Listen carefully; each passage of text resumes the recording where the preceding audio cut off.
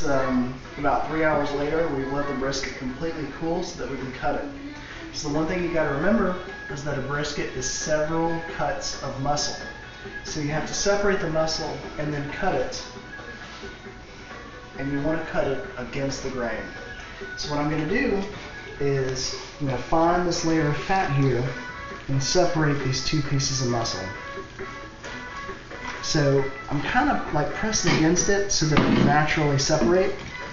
But you can see that we've got two completely different cuts of muscle that we're separating. Now I've got a little bit here that's kind of on the side, but probably should be on that side, but it'll be fine. So basically we have one cut here, we have one cut here, and what you're going to do is you're going to want to trim a little bit of the fat, not too much, but just some of the excess fat that's, you know, a little bit too much there. So I just trimmed off a little bit of that excess fat, and now you can see we've got a nice piece of cut of meat with just a little bit of fat on it. I'm going to set this aside for now.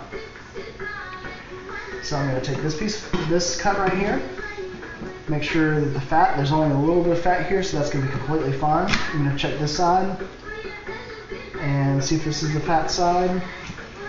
This is the muscle side, so that means this is the fat side. So what I'm going to do is I'm going to graze the top of it, make sure I trim off some of that fat. And you can tell where the fat ends and the meat starts. You can see it right here. I'm going to cut that, set it aside so that I can eat these scraps later. Go ahead and trim off a little bit more of that fat. So that should be perfect. That should be all the fat we need to trim off of there. And I know there's a little bit of good meat there, but trust me, I'm going to eat this later. So let me set this piece aside, take this piece, and what we're going to do is we're going to cut completely against the grain. That means that if you cut with the grain, you're going to have long, stringy pieces that are really chewy and hard to eat. And that's why it's very important that you cut this properly. So I'm going to look at the grain, and because the grain is moving this way, I'm going to cut it completely perpendicular.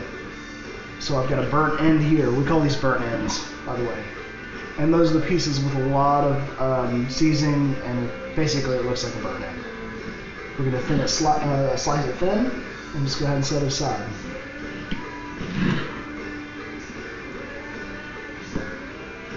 It's nice and tender, has a good color, and you can see a nice pink smoke ring on the outside. It's very important that you have a smoke ring.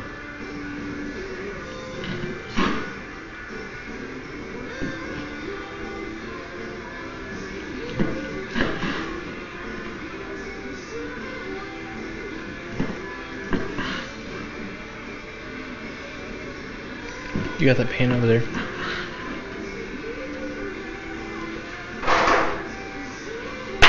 So I'm going to start putting the good meat inside the pan so I can refrigerate it overnight because we don't plan on eating this till tomorrow. And I'm going to continue to cut against the grain. And the most important part about cutting a brisket is the fact that you have to remember there's two muscles and they're going in different directions.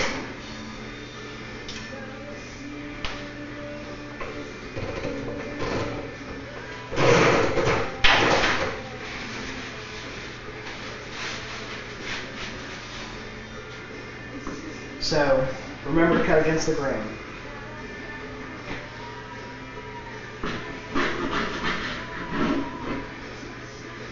Jesus Christ, this is so tender. I can fucking clearly think it's tender, honestly.